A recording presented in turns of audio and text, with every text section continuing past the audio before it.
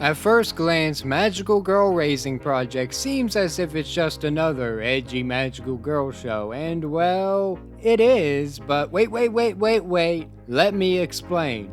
What used to seem clever and subverted is now becoming stale and even considered commonplace. That being said, although the show does share some of the same DNA as Madoka Magica, some of those same qualities, the formula itself still has its differences. Want to see some cute anime girls gain magical powers? Of course you do. Want to see them do many good deeds and protect people? Heck, why not? Want to see some of them get absolutely wrecked, totally messed up as soon as you start to like them? Yes?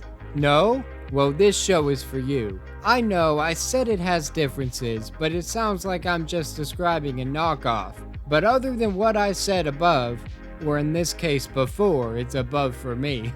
And the fact that the main character does in fact have pink magical girl hair, that's about where the similarities stop. I'm going to try and keep this as spoiler free as possible, although technically me saying they can die is a spoiler.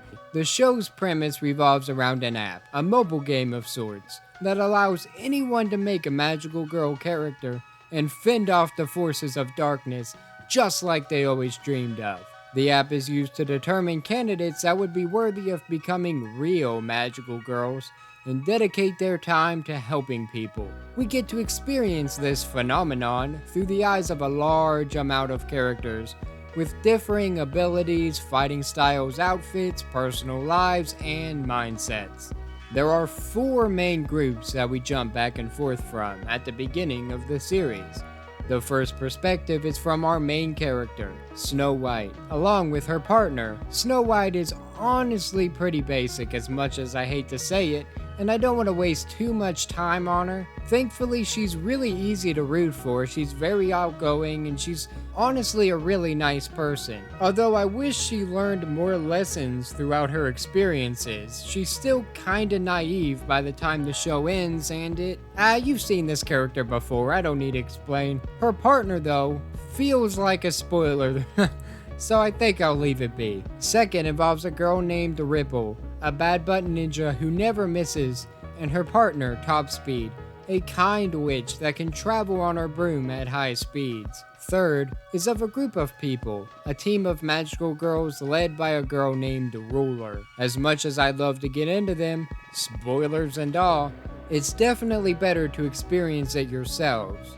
The fourth is a very carried character under the guise of a nun, and her partner a very skilled fighter that wants nothing more than to protect her. Personally, I do see them as our main protagonists, all those characters as our main heroes. But there are a few more interesting characters that do draw attention, including a cowgirl, Ye freaking Haw. This girl is nuts. If it seems as if that's a lot to keep track of, especially within 13 episodes, you wouldn't necessarily be wrong. That being said, the show does a rather good job of keeping it from becoming absolutely overwhelming, even before it starts dwindling the numbers down. Speaking of which, the deaths, and some of the fights that lead up to some, are highly entertaining. The powers, weapons, skills, and abilities are mostly utilized quite well, and the choreography honestly isn't too bad, especially with the hand-to-hand combat. Not everything boils down to a normal fight though. There are quite a few tactics, surprises, and plans that keep things interesting. Abilities that seem useless can be put to use. Those with the strongest wills can, well, lose their will to live.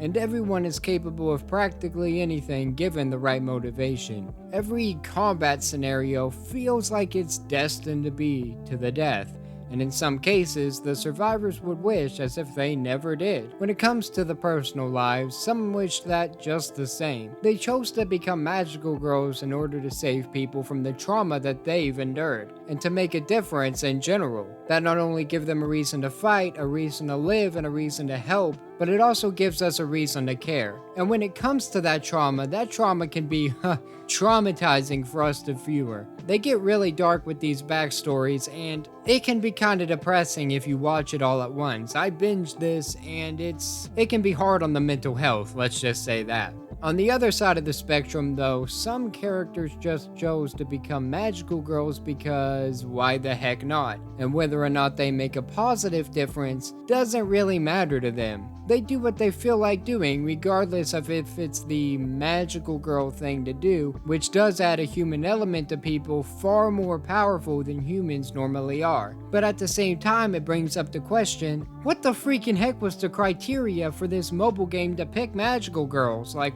what? Whether or not you decide to give this show a try, that is totally up to you. 100% your decision. But I'd like to personally ask for you to give it an episode or even two. Give it a chance to hook you.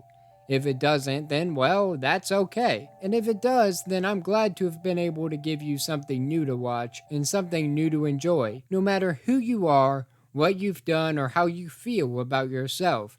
No matter if you're young or old, big or small, happy or sad, everyone is capable of doing good. You're more than your trauma. You're more than your fear. You're more than the pain. You can be a magical girl. Have a great day.